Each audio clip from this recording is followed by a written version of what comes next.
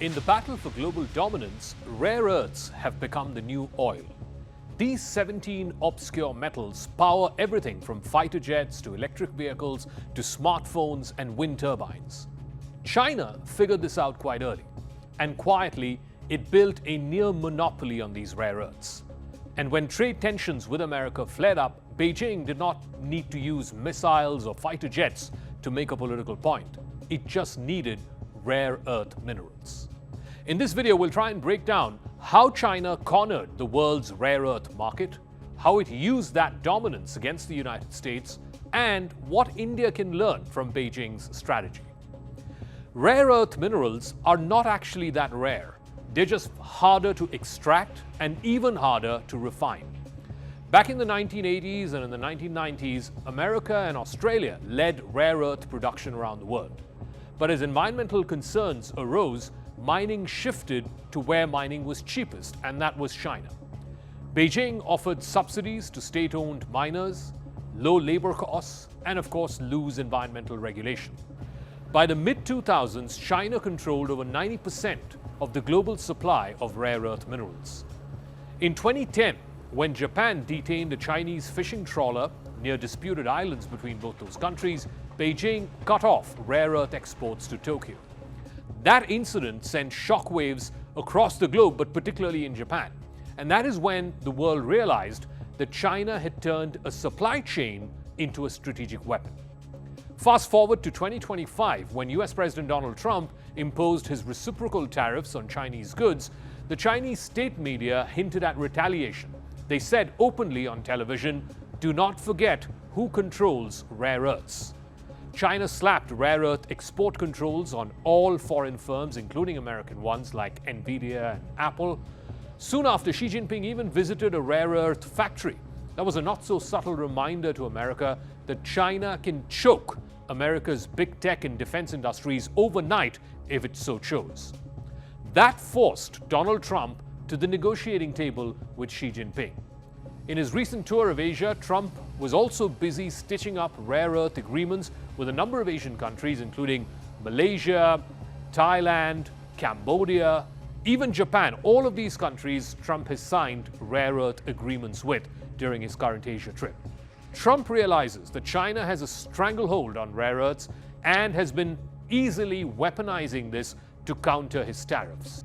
I think we'll make a deal. I think we're going to make a deal on the rare earth is the least of it. Look, the tariffs are much more powerful than the rare earth. We'll make a deal on, I think, everything. I think we're going to make a deal on soybeans and the farmers. I think we're going to make a deal on maybe even nuclear. What I'll really be talking to him about is how do we end the war with Russia and Ukraine, whether it's through oil or energy or anything else. And I think he's going to be very receptive. He would now like to, I'm not sure that he did at the beginning, he would now like to see that war end. Today, China still refines about 85% of the world's rare earths. Even if the raw ores come from Australia or Myanmar or Ukraine, much of the processing of the rare earths happens in Chinese factories. This gives dominance to Beijing, and this is a powerful tool in trade negotiations. So when China restricted export of rare earths earlier this month, Washington quietly stepped back. It opened the talks with Beijing instead of further escalation. China's message was clear. You can tax our goods, you can put tariffs on our goods, but you cannot build your big tech without our rare earths. This is economic statecraft, according to the Chinese. They're using industrial capacity as a geopolitical weapon. And it worked with Trump. Now, what about India? What lessons can India draw from this China-US standoff? India holds about 6% of the world's rare earth reserves. Most of it is along its eastern and southern coastlines in places like Odisha, Tamil Nadu, Andhra Pradesh. India's rare earth reserves are estimated at over 7 million tons. That's a lot. Most of this 7 million tons is found in monazite-rich coastal sands, the beaches of Odisha, Andhra Pradesh, and Tamil Nadu. But there's also a catch. India has to export most of its rare earth ores to China for processing. Then it imports back the finished components at a premium. It is like selling raw sugarcane and then you buy back chocolate or buy back candy. India has the raw materials, but it does not have the refining capacity or the infrastructure or the environmental clearance systems or even the strategic framework to use rare earths as leverage. कैसे import dependence खत्म करें, आत्मनिर्भर बने, और भारत में कैसे इस mineral की प्रोसेसिंग हो सके, वैल्यू एडिशन हो सके, वो पूरा एक कॉम्प्रिहेंसिव प्लान इस नेशनल क्रिटिकल मिशन में बनाया गया है। 16,300 करोड़ रुपए का ये मिशन है और 6 वर्षों तक ये मिशन का इनिशियल फेज रहेगा। 24 क्रिटिकल मिनरल्स को आइडेंटिफाई किया गया है। मेजर ऑब्जेक्टिव्स है एक्सप्लोरेशन को बढ़ाना, इंपोर्ट डिपेंडेंस कम करना, बाहर दुनिया में जाके मिनरल ब्लॉक्स को अक्वायर करना, और जो क्रिटिकल मिनरल्स को जो प्रोसेस करने की टेक्नोलॉजीज होती है वो देश के लिए अत्यंत जरूरी है। और साथियों, सबसे इंपॉर्टेंट पॉइंट, मिनरल डेवलपमेंट के जितने भी बेनिफिट होते हैं वो सारे के सारे राज्य सरकार को जाते हैं। Processing the rare earths is a challenging task because these minerals are often bound in complex ores.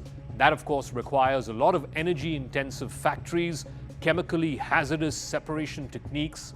There are stringent environmental regulations as well, and there is the high cost of using any non-Chinese equipment. All of these are deterrents. All of these are factors that are impediments into why India cannot process more rare earths. In the ongoing trade negotiations between India and Trump, of course, is pushing for lower tariffs and for more American access to Indian markets. Rare earths could be a quiet bargaining chip. If India builds processing capacity, it could offer Washington an alternative to Chinese supply chains, something that America desperately wants, as was seen in the recent rare earth agreements that Trump has signed from every country in Asia, Cambodia, Malaysia, Thailand, all of them.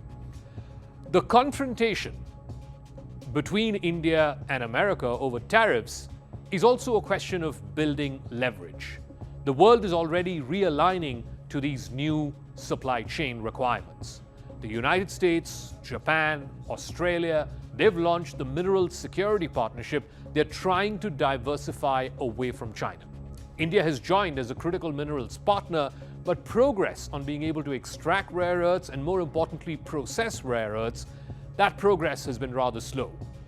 If Delhi invests in rare earth refining technology, transparent licensing, export alliances with countries like America, Australia, countries in Europe, it could transform India from a supplier of raw material, supplier of rare earths, to a strategic partner in the global tech supply chains.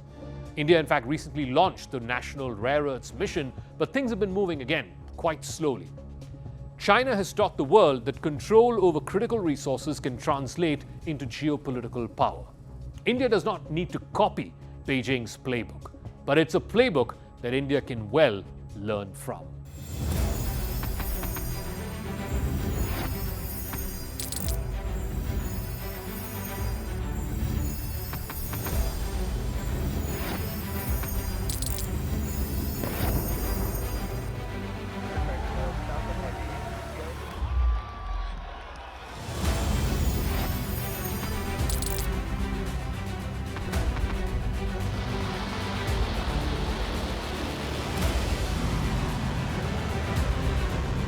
Fighting so long and so hard that they don't know what the they're doing.